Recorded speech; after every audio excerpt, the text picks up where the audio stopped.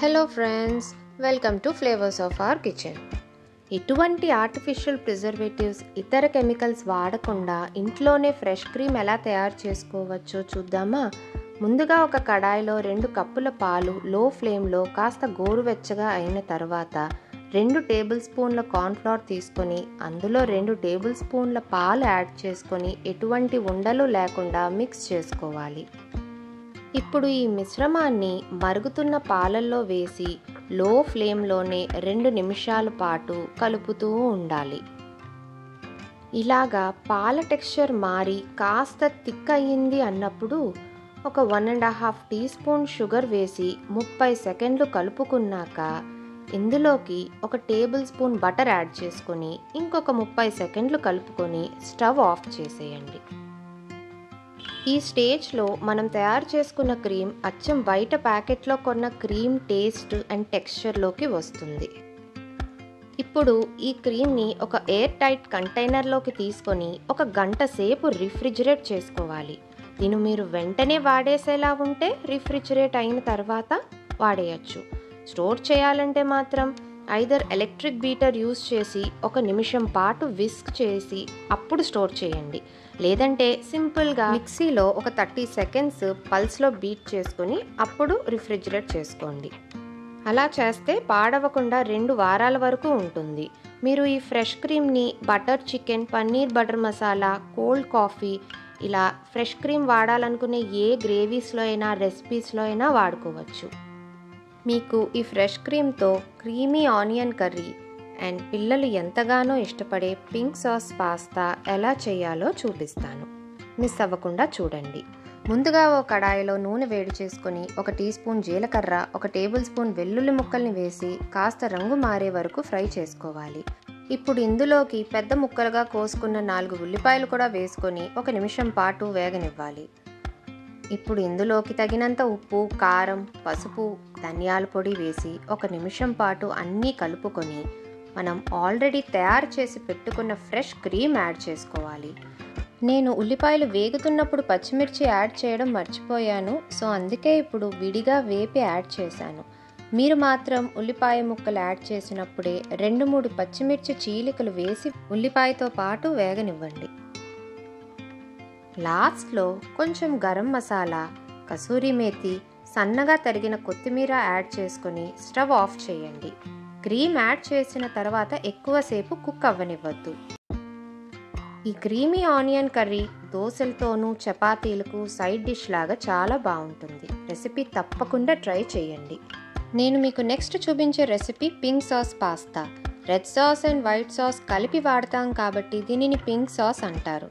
White sauce బదులు మనం already తయారు చేసుకున్న క్రీమీ రెసిపీలో వాడదాం.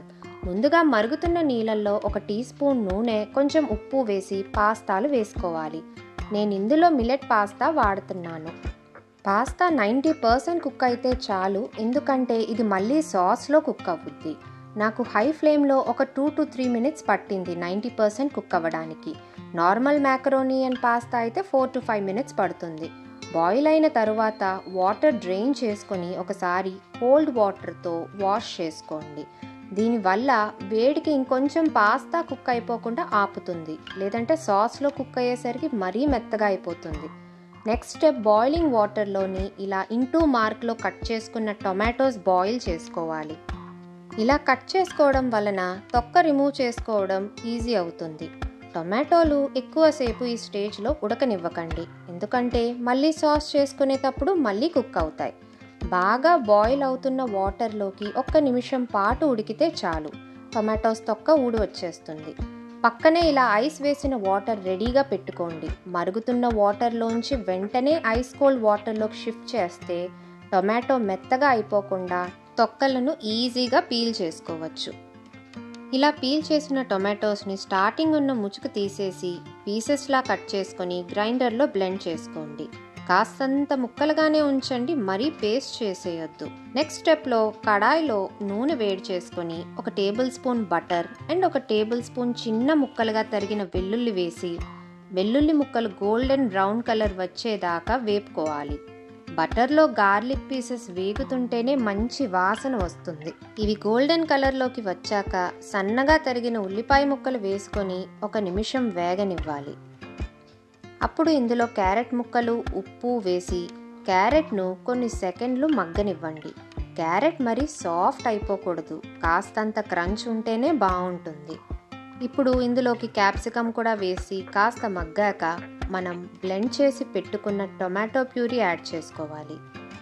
మీ పిల్లలు ఇష్టపడితే మష్రూమ్స్, బాయిల్డ్ బ్రోకలీ వేసుకున్నా బాగుంటుంది. నేను పిల్లలకని ఎక్కువ స్పైసీగా చెప్పటం లేదు. ఒకవేళ పెద్దవాళ్ళ కోసం అయితే pepper powder, chilli flakes add చేసుకోవచ్చు. ఇప్పుడు ఇందులో 1 teaspoon oregano, 1/4 teaspoon pepper powder, millet పాస్తాతో పాటు ఇచ్చిన సీజనింగ్ పౌడర్ వేసుకొని 1 teaspoon tomato sauce add చేశాను. ఒకవేళ మీ దగ్గర ఈ సీజనింగ్ ప్యాకెట్ లేకపోతే పిజ్జా సీజనింగ్ కానీ పాస్తా సీజనింగ్ పౌడర్ కానీ వేసుకోవచ్చు.